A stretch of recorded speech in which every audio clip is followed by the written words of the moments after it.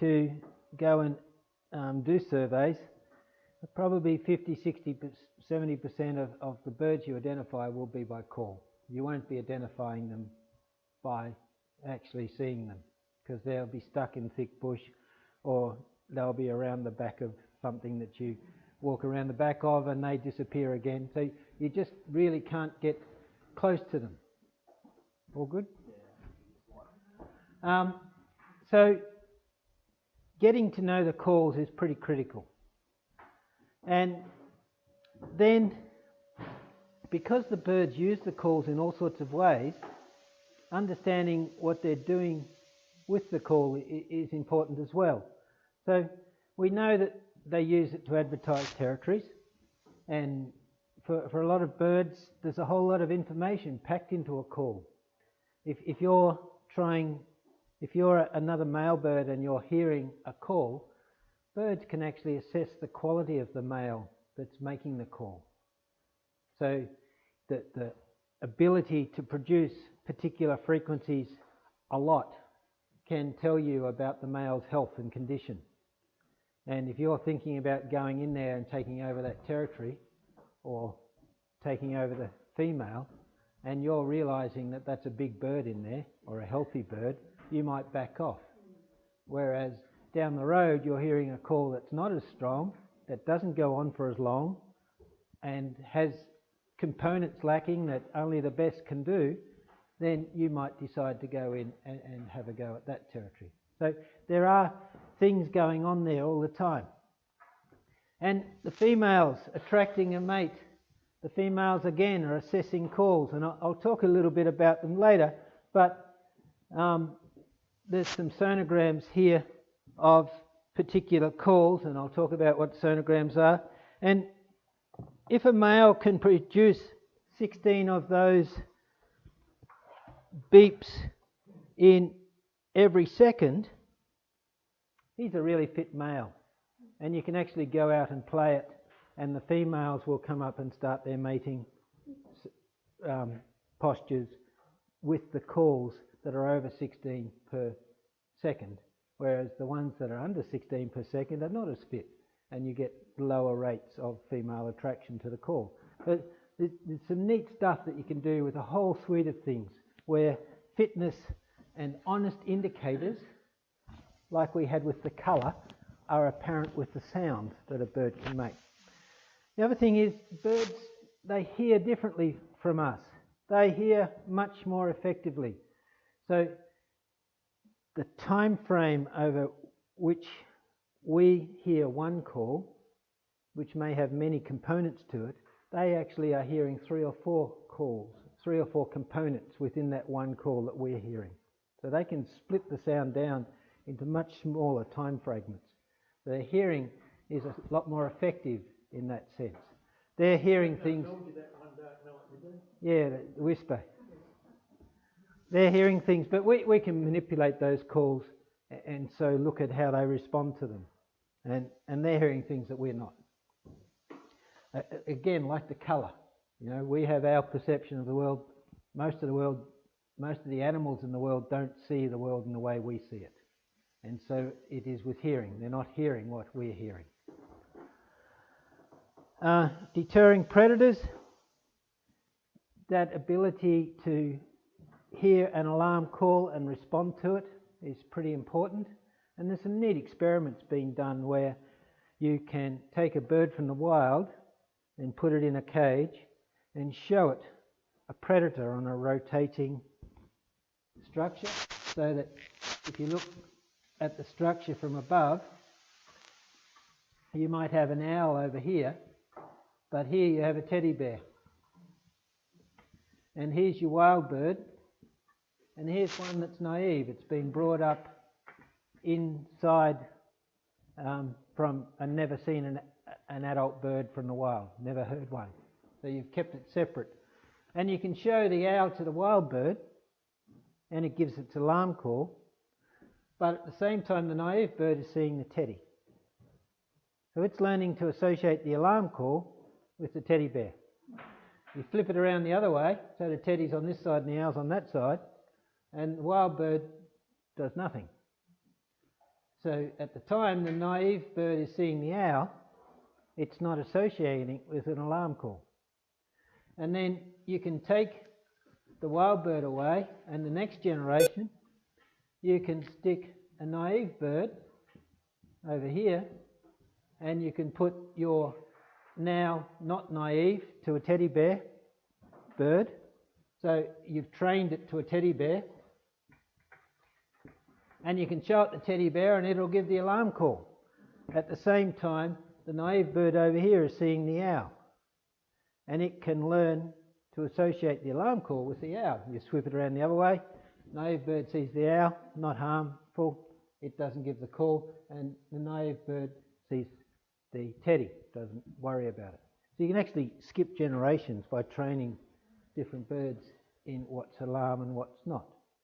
And teaching birds about all those different types of predators is really important. So we've got a population of yellow-tailed black cockatoos in Adelaide, and if we really want to release them over here to replace the very much dwindling population here, we'd have to train them up to respond to predators. The ones that they released about 10 years ago, when they released them, they all disappeared within a few months because the predators took them out and they hadn't developed the ability to respond to predators in the right way. So they're naive to those predators, and usually by the time they've learnt enough out here in the wild, it's too late, they're gone. So when we release things like Carnaby's cockatoos in WA, they now, prior to releasing them, they put them in with a wild bird, and then they bring different predators along, trained predators. They set them up in the air, they have a big long flyaway, the wild bird gives its alarm call and flies off.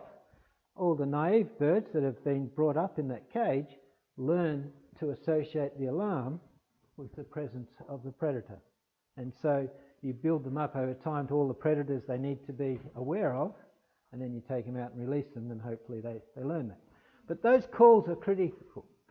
And what a bird learns is limited by the capacity that they have in their brain to record particular sounds and to emulate those sounds. And they talk about birds having a plastic phase of learning calls, and then later on they have locked in the calls that they've learned, and that's what they'll do for the rest of their life. And then there are other birds where they have particular frequencies that they can hear and respond to, and you can play a different species altogether, the calls of that, and they'll pick up on the bits that correspond to the bits they have in their brain that they can learn. But they won't pick up on the bits that don't fit into the type of call they would normally do. There's a lot of things going on with all of these. And then, you know, there's calls for all sorts of other reasons. And we'll talk about some of those. So, how do they do it? Well, the first thing is they have lungs that are a little bit different to ours. They have the two lungs like we do, but they have a whole lot of other stuff that's coming off, and hollow bones and a whole lot of tubes through the bones so that air can move through. There's a whole complexity of breathing structures in addition to the two main lungs. And that means that they can breathe in a very different way from what we breathe. So when we breathe in the air through a whole bunch of tubes. So the trachea, bronchioles, and down and down into the bronchioles, and then there's little sacs at the end, alveoli. But to get the air into those sacs, we have to actually move it through a whole bunch of tubes, and that's dead space. And if you are diving and you put a snorkel on, you add another layer of dead space. So to actually get new air in through my snorkel down into my alveoli, I have to take up all the air out of the snorkel, all the air out of my mouth, trachea, bronchi and bronchioles, and that has to fill the alveoli before I start getting new air in. And on the way back out, it's the same. So we have a lot of dead space, and that adds a little bit of a complexity. Now, typically the air we breathe is 21% oxygen. So 1/5 of the air we're breathing is oxygen. And that doesn't matter if you're at sea level or right up on top of Mount Everest. The difference up on top of Mount Everest is the space between the particles is a lot greater. So as we go higher, the pressure drops. So if we halve the pressure, we're doubling the distance between the particles. 1/5 oxygen. About 4/5 of it is nitrogen. Forgive my writing. About 4/5 is nitrogen. There's 1% left that all the other gases fit into. They're not very common. The one that we know a little bit about, carbon dioxide, it's about 0.0%. Okay? It's on the increase. If I was teaching this 20 years ago, I'd be saying 0.036 or something like that. So it's slowly and steadily changing. I think I've got the decimal point right there. And when we breathe in, there's virtually no carbon dioxide there and lots of oxygen. When we breathe out, we use up about 5% of the oxygen. So that's why we can do mouth to mouth. We're not breathing out no oxygen. There's some left over, 16% left over. And the nitrogen, nothing much has happened to it. It stayed there. The carbon dioxide, about 5% of the air we breathe out is CO2. So we've taken in the oxygen, it's gone through to our cells, process of respiration, it's reacted with the carbohydrates or whatever, and we've produced water and carbon dioxide, and we breathe out the carbon dioxide. So when we're breathing out, the air has lots of carbon dioxide in it and not as much oxygen. So that dead space is full of air that's not carrying as much oxygen. So when we breathe back in, we're diluting the carbon dioxide and we're adding in some more oxygen to it. But still, it's not a very efficient system. Birds don't have that. The only dead space a bird has is from its mouth through. After that, when the air's coming in, it's actually coming in to the bottom half of the lung first. And the air that was in the bottom half of the lung, it's chuffing up into the front half of the lung. So it's actually going from being down here up into these bits of the lung up here, all the extra bits. And when they breathe out, the air from the top half of the lung goes out, and the air that was in the bottom half of the lung, the new stuff, it comes up into the top half of the lung. So it's actually a circuit. Yeah, and it's much more efficient. So a bird can be flying at 5,000 metres or 6,000 metres. At 3,000 metres, the amount of oxygen in the air is halved. It's still 21%, but there's half as much there. So at 3,000 metres, we start to feel the effects of lower oxygen. 6,000, 9,000 metres, by the time you're at the top of Mount Everest, you're actually dealing with very low oxygen levels. A bird can be flying at 5,000 or 6,000 metres, and because of this system of breathing, it's getting much we would be getting at the same height. So the lungs are a lot more effective. That's a real advantage. The other part is that just where the two main bronchi meet at the point of that trachea, they have what we might call the voice box, crudely. In the same way that we have our voice box, our larynx here, they have what we would call a syrinx. It's a bit different from ours. It's structured in a different way. And I'd like to just quickly talk about that, because it's that structure that is pretty key to the songbirds and the complexity of calls that they can make. So we had the two bronchi coming from both lungs up, and then the trachea going out to the bird's mouth. So in the chest, at about the same height where we would have our voice box, our larynx.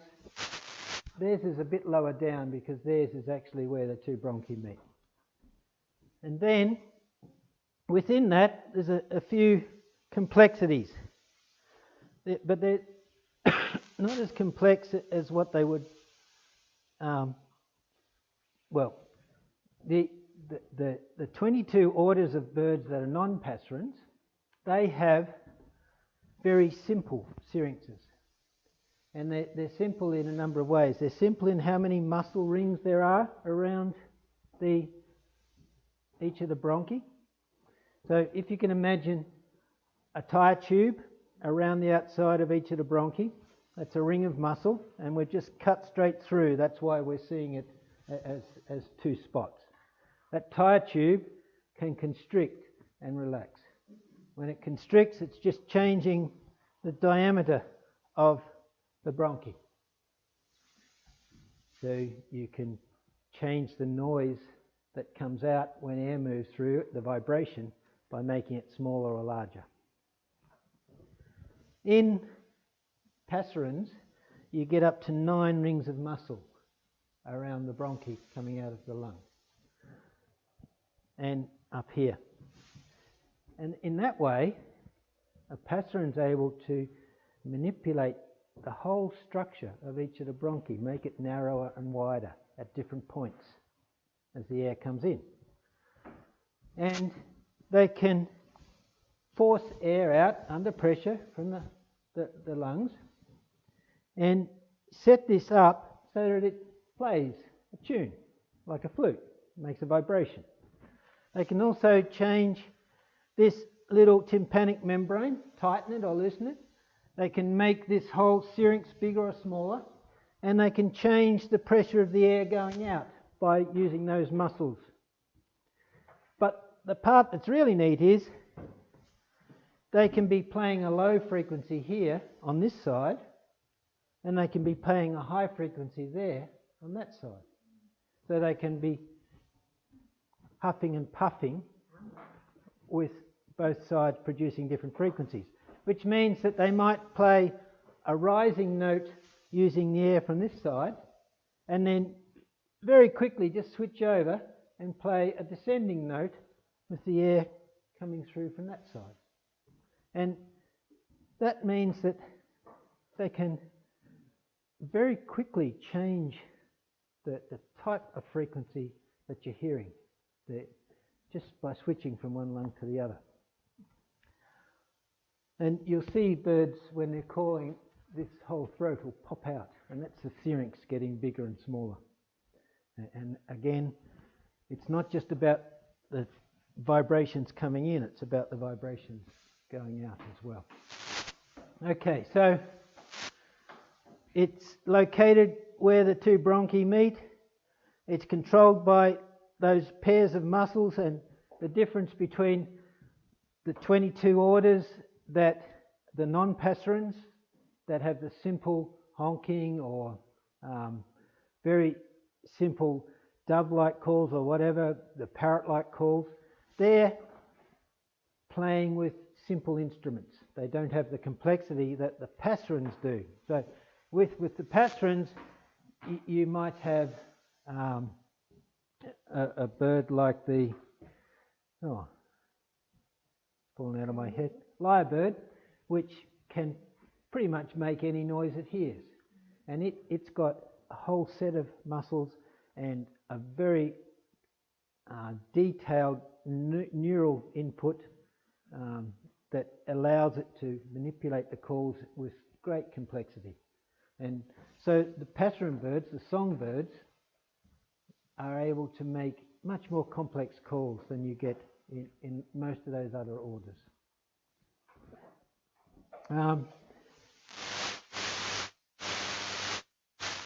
Okay. So what would be a magpie? It's a passerine, and that beautiful complexity of calls that you hear them make, those warbles and all that, they're playing. They're really playing the bagpipes, yeah. Okay.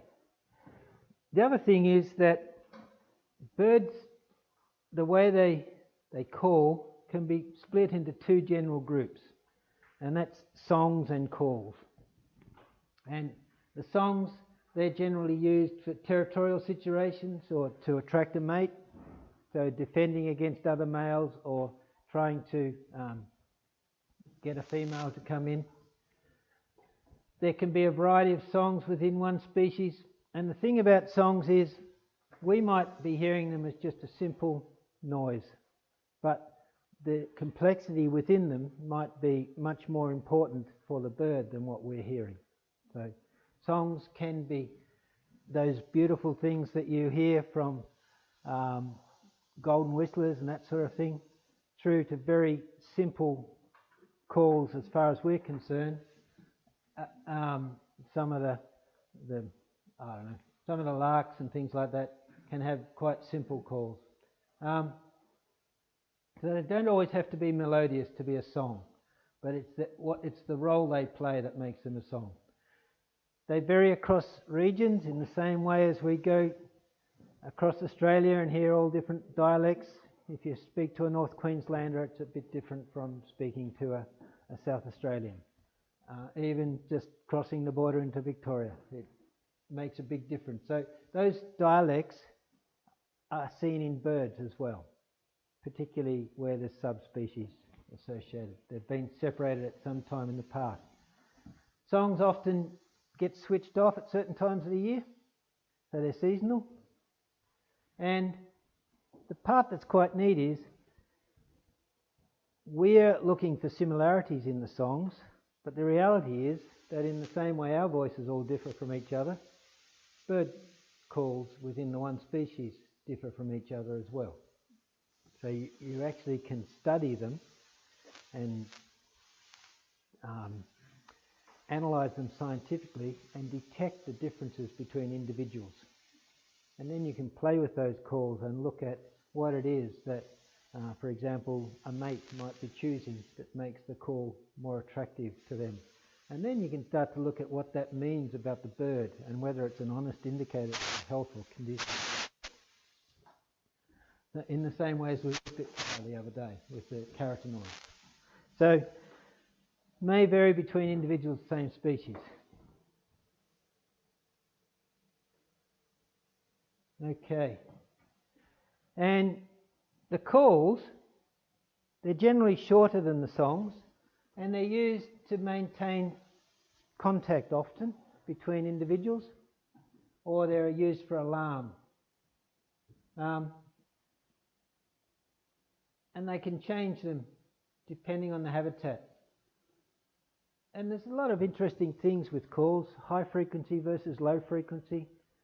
Same with the songs, high frequency versus low frequency.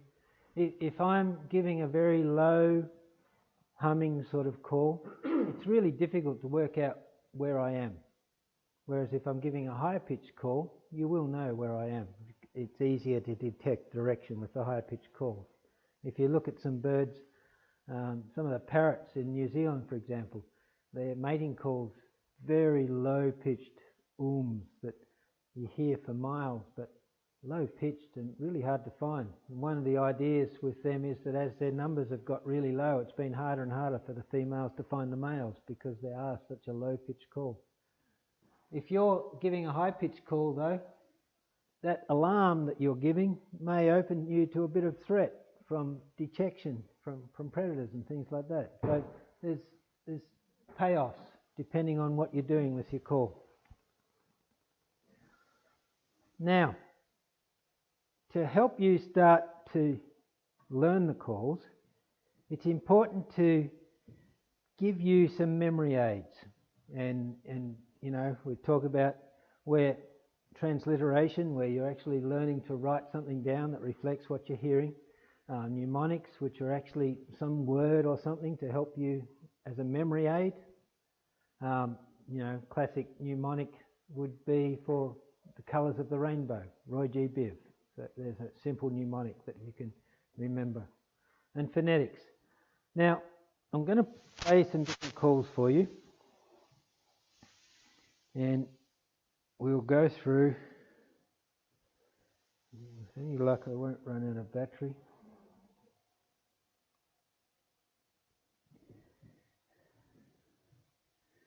And starting with the scarlet robin.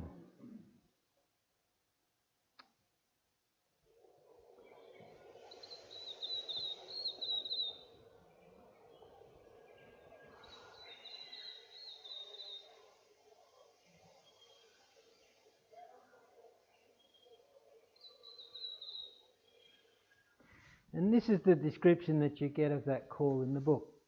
It's a pretty, lilting, wee, cheetalee, cheetalee. Now, the cheetalee you can particularly hear as the call plays. So here we go again. Can you hear the cheetalee at the end? And you can hear the little wee in there as well.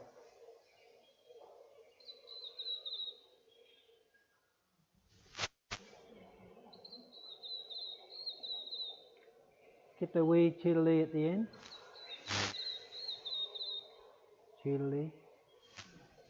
This is a different subspecies.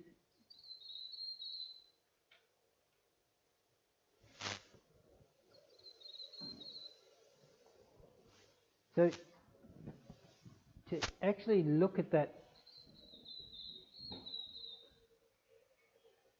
in the book is meaningless. You're never going to picture this call from that. But if you're actually listening to the call and seeing the bird, and you look in the book and it talks about wee cheetalee, I can hear that wee cheetalee in there. And that might be a little memory aid that I can use next time I'm out there and I hear this call. I can hear wee cheetalee at the end of that call. So keeping that in mind might be the little thing that just gets me through that learning phase to the point where I hear this call regularly and know what it is. Okay. Now we'll go to one that does present people with a little bit of a challenge. There's various whistlers that we have over here in EP, at least 3.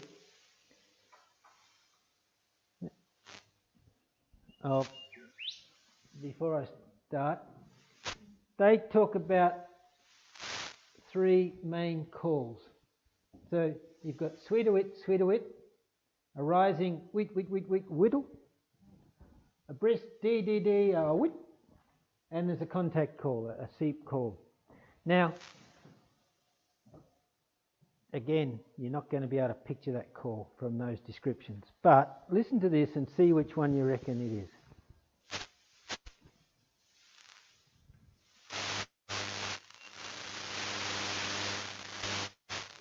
Yeah.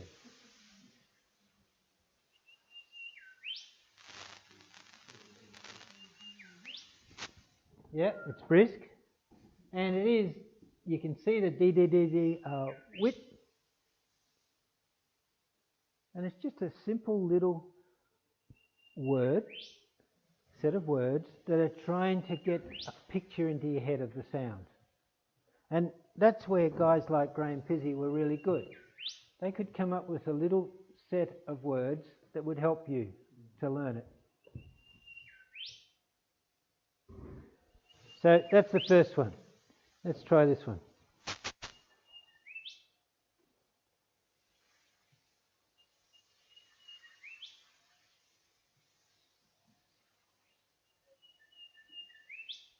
It's not quite any of those, but it's close. It's rising. So you can hear that, and you can certainly hear the whittle at the end.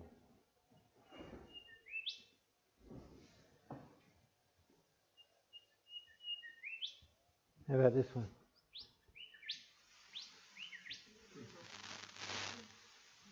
Sweet-a-wit, and it's quite brisk.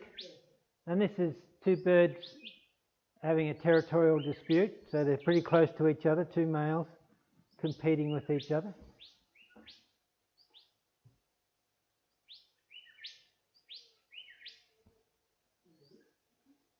So you can definitely picture the sweet-a-wit there. So there's 3 calls, and now that you've heard them, that actually makes a little bit of sense. And you could come back to that book and try and remember the call. And just to... This is a contact call between two birds.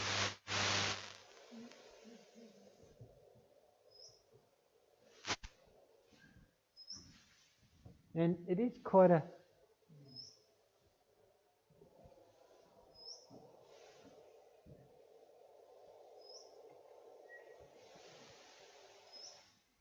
Okay, so there's 4 calls that are part of the golden whistler repertoire. And as you go across Australia, that changes. So the different subspecies vary it a little bit. Be aware of that. So what is the golden whistles that we've had? They would call to you if you walk through the, you don't know, to get the edge of the eagle, and they would answer you, they'd follow you. Yeah. What are they doing? Why are they...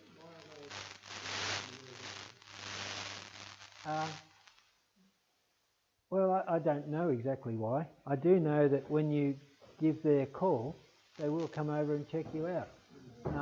But I really don't know why. No, so Yep. Yeah, they're responding, but what it is, I don't know.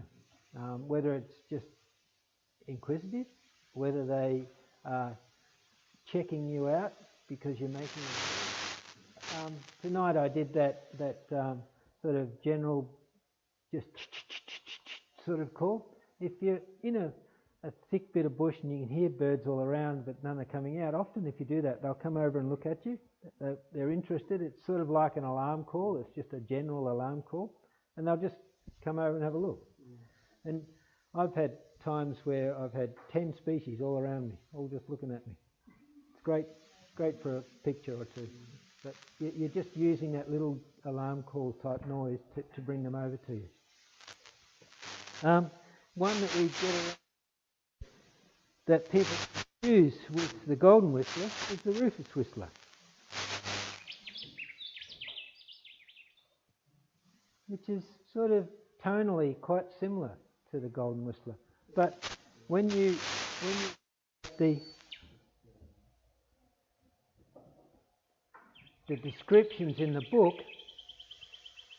this will help you tease them apart from the golden whistler.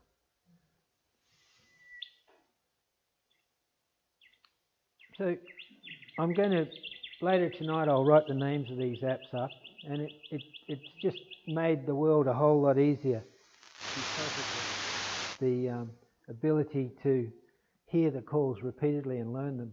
But you can sit down with the call and your bird book and actually start to help yourself remember them. And that can be really useful. You know, it took me 20 or more years to learn a whole bunch of birds, and I'd forgotten a whole lot of them. And particularly when you start travelling around Australia, as I've done, you forget the ones that you learnt 15 years ago because they're different wherever you are, and that can be quite a challenge. But having the apps now will help you.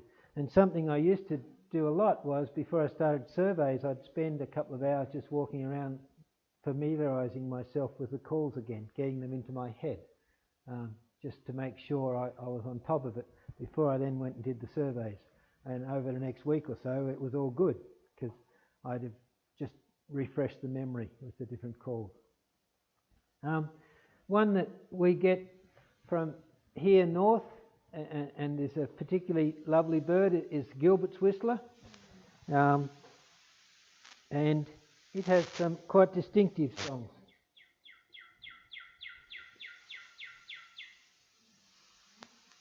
And you can see that swelling in sequence 11 to 18 times, so they vary the amount of...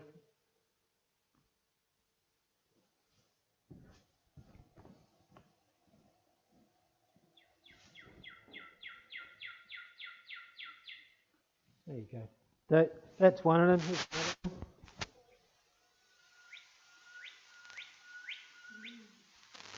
That's actually not width rather than E. Here's another one.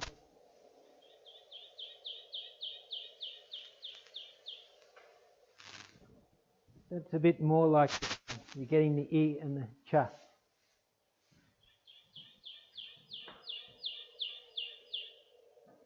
So there's the two elements to it.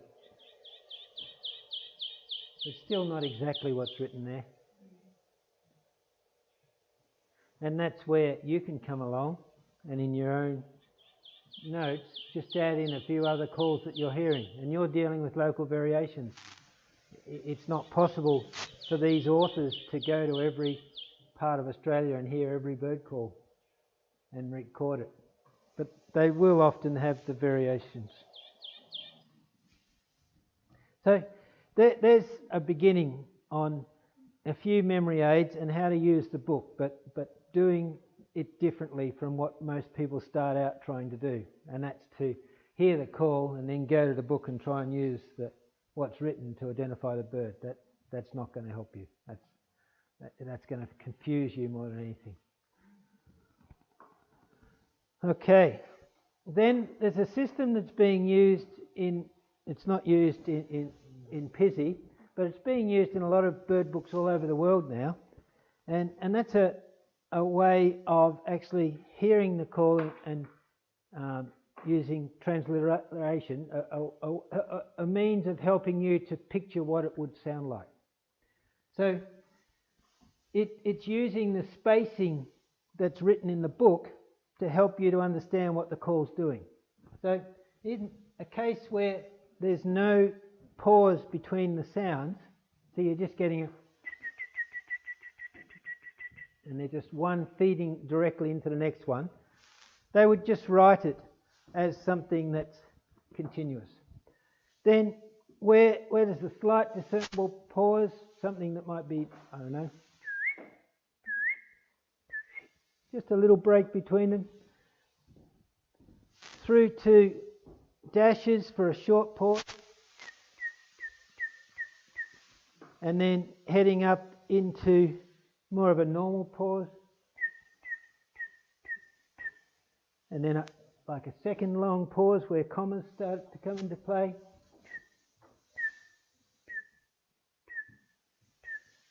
and then you can have longer ones again.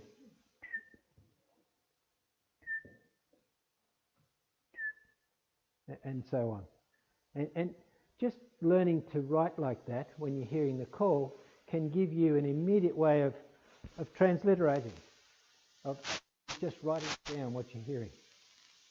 So that can be quite useful. Combined with the next element, it can be very useful. And it's useful for a number of reasons. And I'll just give some examples first, and then we'll go.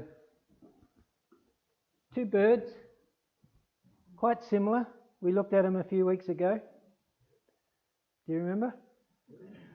They occupy habitat that overlaps, and they're really annoying because they flit behind the bush, and then you walk around to see them and they flit behind the next bush. And all you ever get is little glimpses here and there.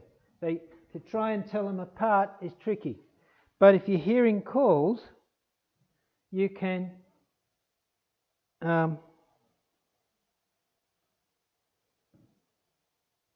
be a lot more successful.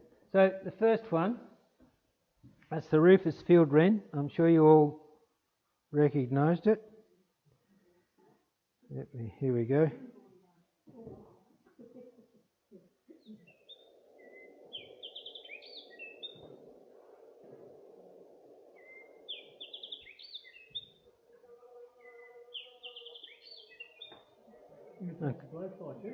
Yeah.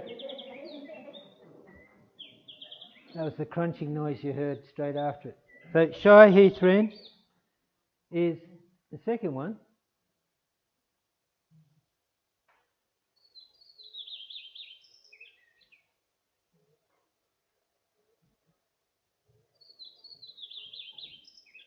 And they're calls that you can pick apart.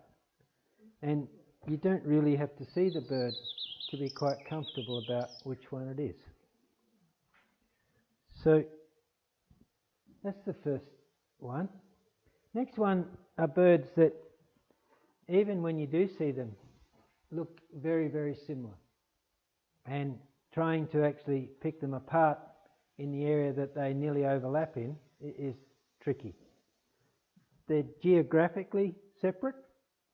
So one's up through sort of from, what's the best, sort of midway up South Australia and across to the west, and the other one is sort of midway up South Australia and across to the east. And they're two quite similar birds in the field, and until you hear them call. And then when you hear them call, this is the chirruping wedgebill.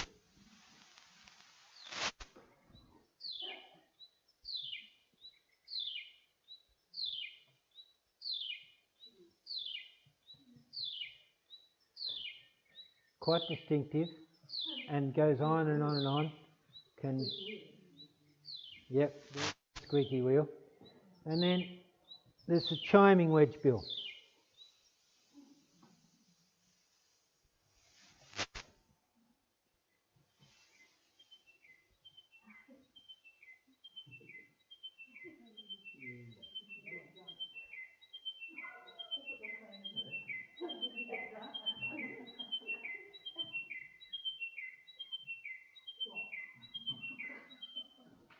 So again, they're both annoying. And if you do use the "but did you get drunk," they can drive you batty after a while.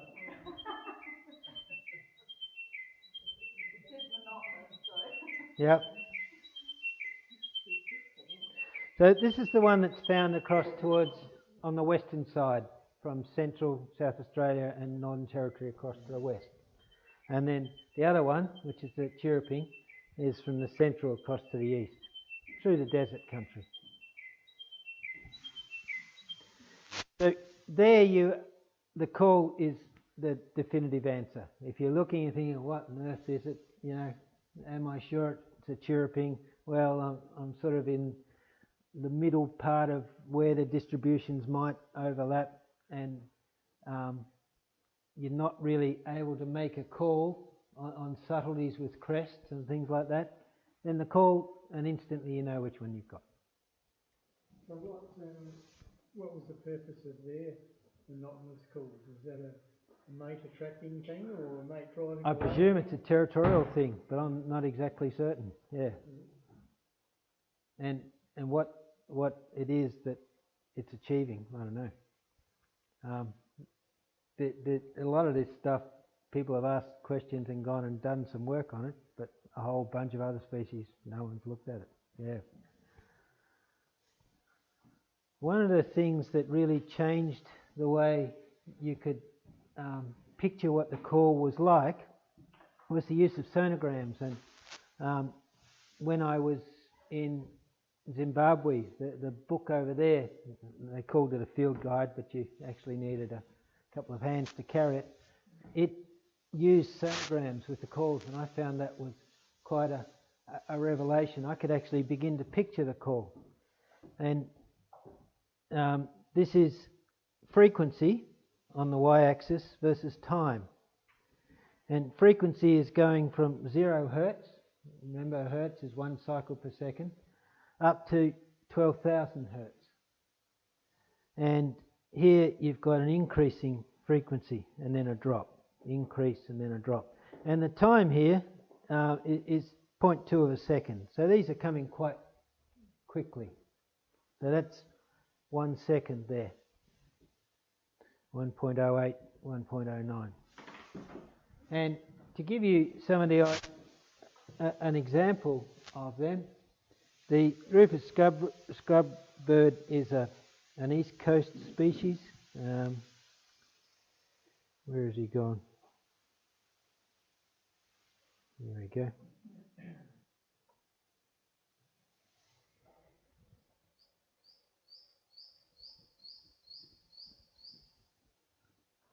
That's actually a bit slower than what this recording's showing. Yeah.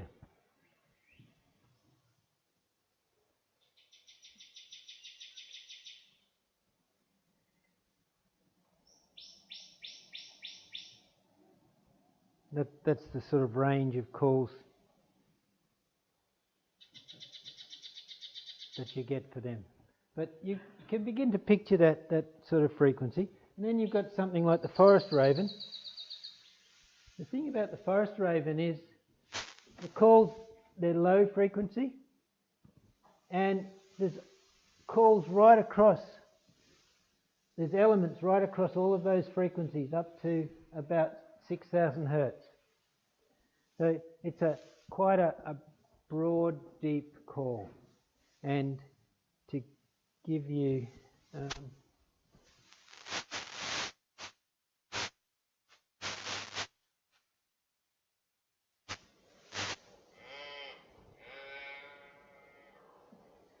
that's not what you're hearing here, but you can begin to understand what they're recording here.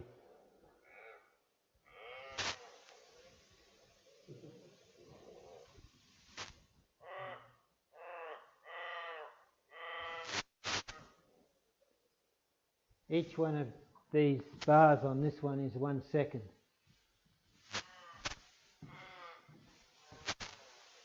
Here's one.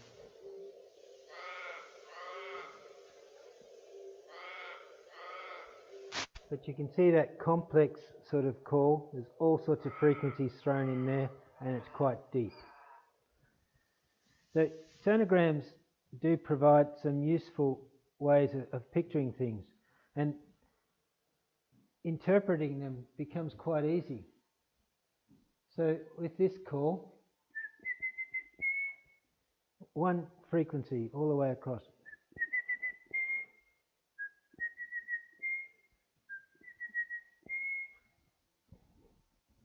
You can almost begin to play that and listen to what's coming back at you. It's quite easy to picture. This one, again, where you've got lots of frequencies, these are thousands of hertz, 3,000, 4,000, 5,000, 6,000. Where you've got lots of frequencies, all together you get that nasally sort of sound coming through. So you've got a mixture of frequencies there. And so over 1 second you can begin to picture. And where we hear that sort of the birds may be hearing the individual elements of all that. And learning to be able to draw that can be handy. It can help you. So if you're thinking of something on a sonogram that's going down, you can start to picture that.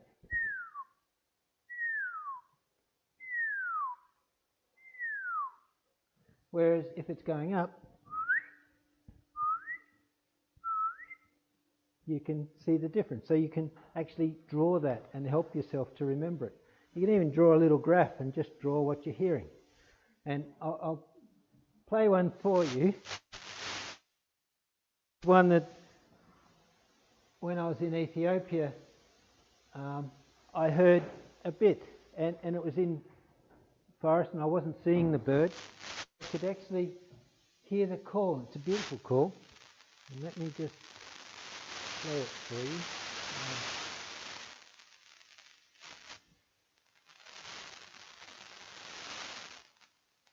Brown-throated wattle-eye.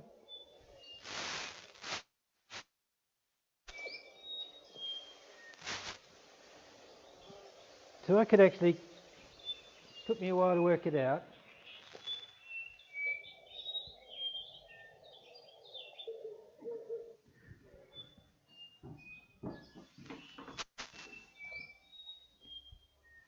So again,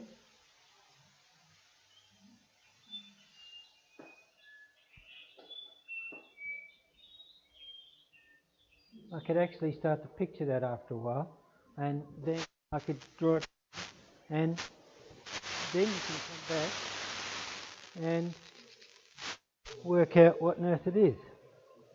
So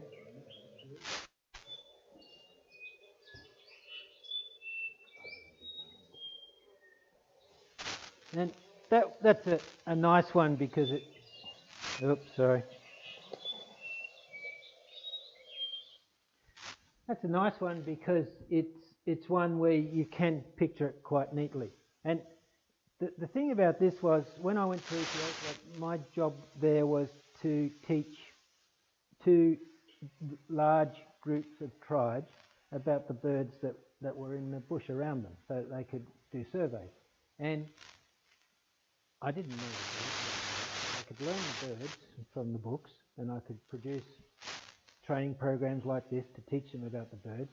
And I could go on the internet and just look up each of the birds, and there's repositories for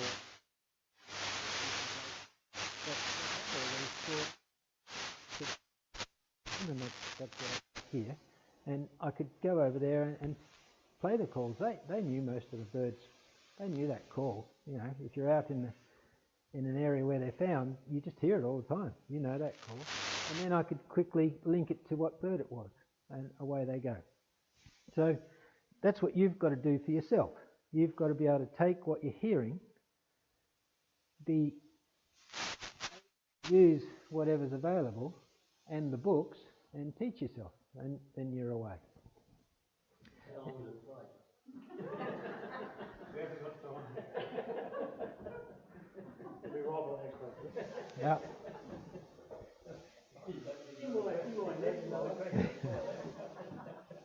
One of the things I gave them when we were starting was sheets like this, so that they could look at colours for the birds. You know, they could colour all that in and say that's all grey or whatever. But it started to get them to think about the regions of the bird. And the other one was I put just a little axis there, so you can actually do the call as we did with the cuckoos in that last week. You can start to draw that cuckoo call and think about what you're actually seeing and relate it to what you're hearing. So it can be done, and hopefully I've given you a few different tools now that will help you to start to do the calls. It's about you listening and in your notebooks, and we'll talk about notebooks next week, starting to think, how can I picture this call? How can I remember it? Because it's all very well that I come along and say, we build whatever, but you know, that's 40 odd years down the track, and so you get to know them after a while, but you've got to get over that hump, and this the three different systems I've told you about tonight are really neat ways to do that. Something that some people have got into, recording the calls, and the recording of the calls are what fill our apps and make it possible, and they're recordings that people don't do much of. And so on Eyre Peninsula you'll hear a lot of birds where the call is different from what you're actually hearing out here, because there's not many people who've actually been over here long enough and recorded all the different species and all the different calls they have. And we've got a few people from previous courses who have got interested in this. These are recorders that you can get now. They're about $600-700, and they're recorders that are quite well. The quality of sound that they record is perfect. We're not going to have any sort of hassles with what's produced, nor are the birds. And they're ones that a lot of the bands use nowadays. Just quick and easy. Normally, just like that. They have two microphones on it, which are directionally sensitive, and so you can point it at the birds and it'll cut out most of the sound outside of a certain arc. And you can actually change the angle of that arc if you want. But it's a simple system. You just press record and it just picks up the sound. If you want to get a bit more technical, then you can get a directional microphone. And the directional microphones are guys like this. The thing about these is, if a sound comes in from the side, there's a delay between the sound hitting this side and the sound hitting that side of the microphone. and the microphone can detect that and cut that sound out. So what it means is I can point it directly at the bird call, and it just picks up on those sounds. And if there's all sorts of other things going on around here, it cuts them out, or deadens them at least. The other direction the sound can be picked up from is behind as well, so I can't discern between behind and in front. But something like that, again, it's about $600-800, depending on how much you want to spend. I can go out into the bush with just this and get high quality calls that I can then come back, and there's free software on the internet that you can cut and play the call in any way that you want and store it away, save it. You can save it as different file types, and in the end you can then put it up onto the internet, onto those sites like the one I sought the calls from for Ethiopia. Or alternatively, you can contact these guys who are making these bird apps and say, do you want some calls from Eyre Peninsula or whatever species? So those are all possibilities. Be aware if sound is something that you're interested in, and you know, if you happen to play a guitar and record music anyway, you'll probably have one of these. But that it by itself will give you a good quality recording of calls, and you don't need anything else really. How you save it's important. Ben, what's the file type for sound that they use to simplify the calls?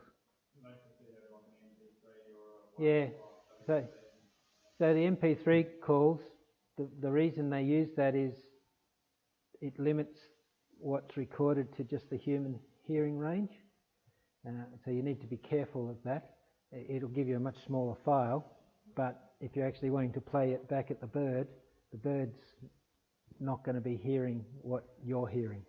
So the way you save it's important. So the WAV files, WB, and there's another one again, I can never remember. Anyway, those possibilities are quite fun if that's what you like. Be aware of that. And hopefully in a few years' time we'll get a few more calls from Eyre Peninsula onto the apps. Any questions?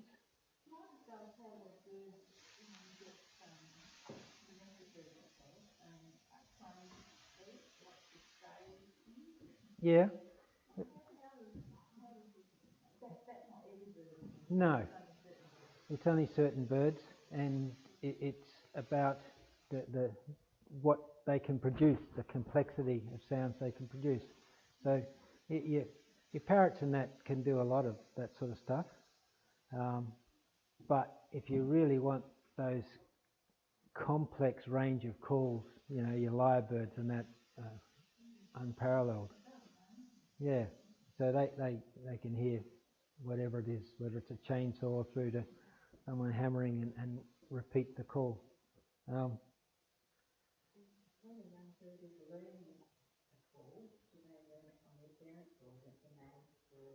Well, for some it's innate, so things like a cuckoo, they don't see their parents again, so it must be innate. For others, it's very much learned, and there's, look, I've given you a very quick summary of something that is really huge and complex. There's all sorts of things going on. The way in which they learn has been researched really quite neatly.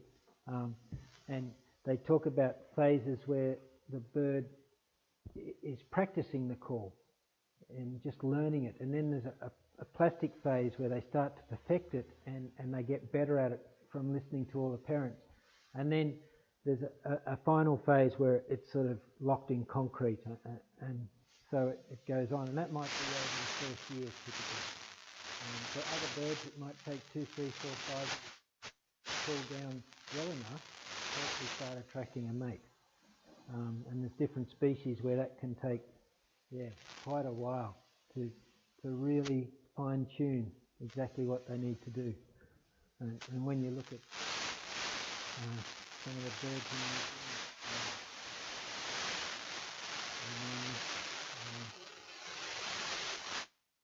New Zealand, the ones that do the beautiful dances, the rifle birds and things like that, those calls and the dances and the building of the displays, they take years to perfect before they finally do them well enough that a female coming past will even stop and have a look. And we have various birds that use that same display system set out across Australia. So it's interesting to think about what they're doing with their call and everything else. Look, that's just a beginning, and I hope that the main thing I've given you is that there are ways of helping yourself to learn the calls, and you don't need to be following around behind someone just listening and having them repeat every day what it is that the call is. You can actually start to teach yourself and record it, and add in your books the little differences that you hear. And you will hear birds do different things. So pardalotes don't always just, straight pardalotes around here, don't just do that double call, the wit-wit sort of call. They do other things as well. And if you hear that, write it down. And even better, record it. All good? Yep, grab yourself a cuppa and we'll get on to